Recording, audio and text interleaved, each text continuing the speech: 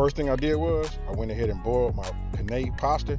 That's 8 ounces. It usually comes in a 16-ounce bag, so I just put half of it in there, and that's where I got that number from. So what you can see right here is this is my ingredient list. You can see I just had kosher salt. That was chicken stock. Here we got heavy cream. And if you've been following me for a while, you guys know. And if you didn't know, this might be new to you, but the whole complete recipe will be down in the description box below. As well as you see as I pick them up, it says Cajun seasoning, 2 tablespoons is here for those who want to follow along, from right here. Okay, now there we got garlic powder, paprika, and then listen, we got garlic, that's fresh garlic, and then we minced it, and that was 4 cloves, and here we got to have andouille. Listen, if you're going to use the word Cajun, I'm going to say you must use andouille, but it's really up to you. You can use any type of sausage that you like, but that's my tool of choice right there. And then of course you just saw Parmesan cheese, and it was shredded. Now this part right here is key. You want to make sure that when you slice your sausage, you want to make sure it's flat on both ends. That way when we put it in our pan, we can char it and get them nice and crispy on the ends. Now when you do your chicken, you want to put a generous amount on front and back. Right now I'm just coating it, and I'm not being shy with the Cajun seasoning. You want to do that on again, that's front and back. We're going to flip it, and we're going to do the exact same thing. You know what? I should have just said repeat. Then after that, we're going to let it, let the Cajun seasoning, penetrate the meat, and then we're going to go ahead and get our pan together. And now you just want to go ahead and put on medium-high heat. You want to go ahead and put your butter in there. Remember you had 1 tablespoons of butter. Put it in there, let it melt, and when it does and the pan is nice and hot, go ahead and add your chicken to it. What we're doing is we cooking it, and we giving it some color. If you can see right there, that right there is what you're looking for. That's going to help in the presentation, and believe it or not, that dark edge right there, that's a whole lot of flavor. And if you can, you know what, I think this will be best made in a cast iron skillet, but this is what I just had available at the time, so I went ahead and used this non-stick pan. And then you know what, I thought it should use a little bit more butter. That's totally up to you, but I like that butter savory taste on my chicken also. So that's what it should look like. And then once it's cooked, I say about 4 minutes on each side on the medium high. That's what it should look like right there. Now just go ahead, put it as it's resting, go ahead and just cut it into chunks like how you like it, however you want your presentation to be. Me, I like to be able to taste a nice hearty bite of chicken in my pasta, along with the mushrooms and everything else. Now you see all that goodness that's in the pan. Now it's time to go ahead and bring that your andouille sausage or whatever type of sausage that you're using.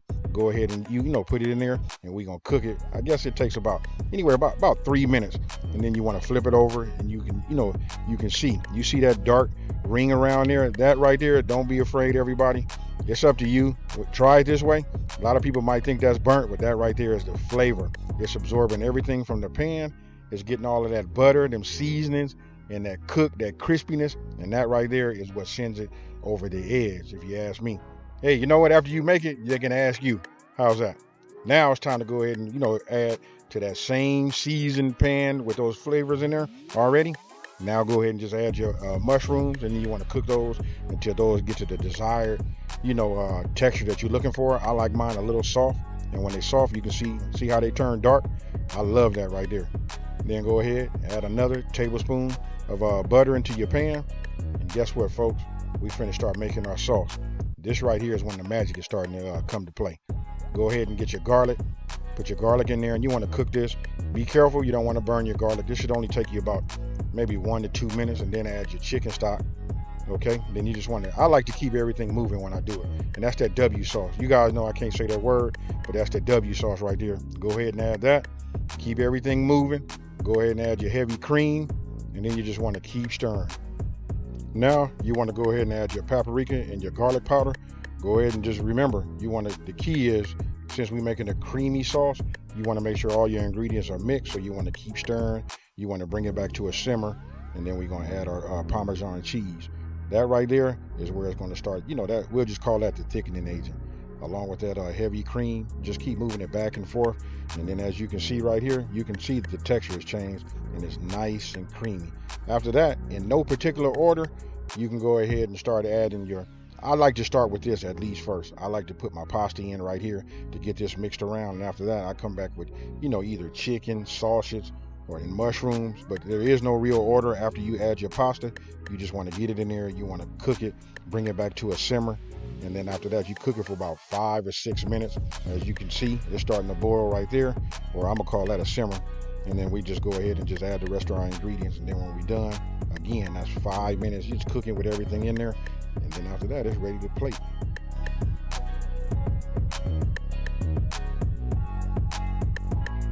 And there you have it, a Cajun chicken and sausage pasta.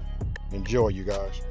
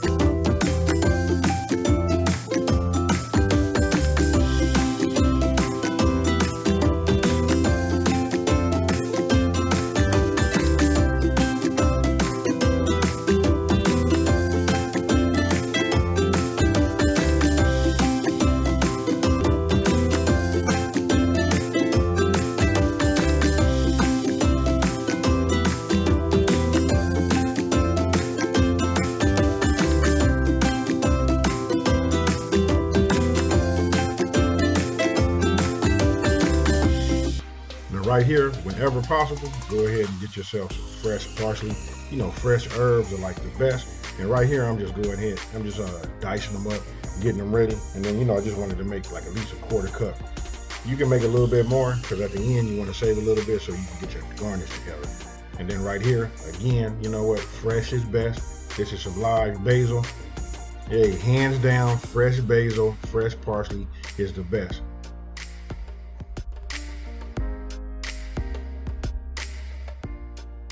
Now right here, I already got 4 cups of ricotta cheese already in the bowl. Then you want to add your 2 eggs. We're going to add our Parmesan, our mozzarella, our fresh herbs. And don't forget, we're going to save some of our basil and some of the parsley. Just enough at the, you know, for when we're done cooking at the end, we want to garnish. So again, don't forget you want to add your salt and your black pepper. After that, then you want to mix it all together and then we go from there. Now the one thing you guys didn't see me do, and that's boil large jumbo pasta. There was no need for me to do that, to show you how to do that. So listen, when you buy them, it's just 1 box of large jumbo shells and just follow the instructions.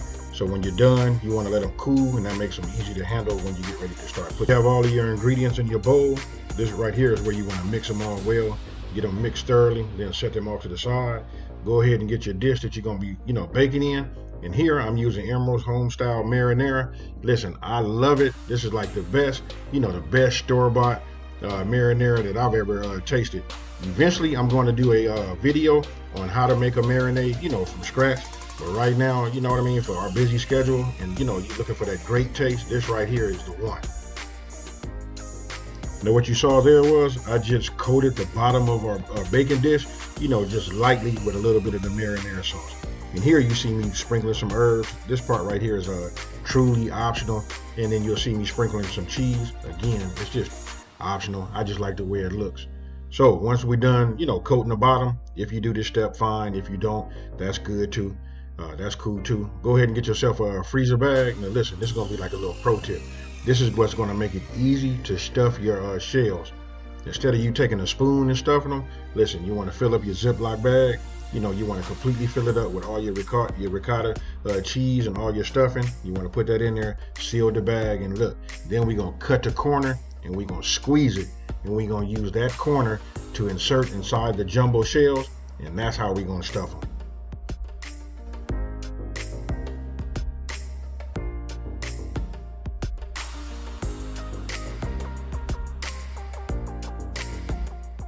Now after you cut the corner, listen, you just want to insert the corner inside. You want to open up the jumbo shell and then you just want to insert it, squeeze the Ziploc bag, and just, it depends on how much stuffing you want to put in there. You know what I mean? That's totally up to you. But you can see right here, look, the more you put in there, the bigger they are. I love the cheesy ricotta, you know, mozzarella taste. You know, to me, that's the Italian flavor. I love it, so I stuff them kind of big.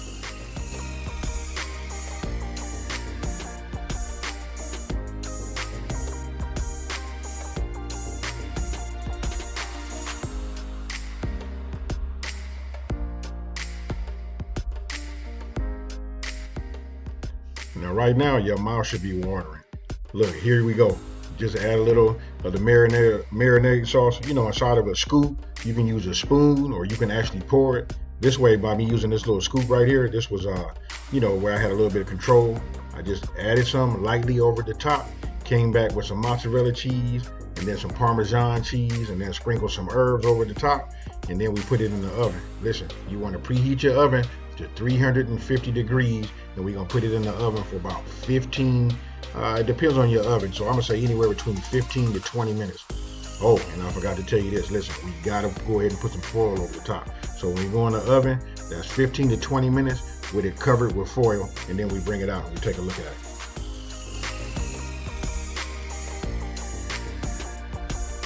Now for me, after 17 minutes, I removed it from the oven. I turned my oven up to 400 degrees. I removed the foil and then I put it back in the oven for about 5 minutes or until all the cheese is melted at that 400 degrees.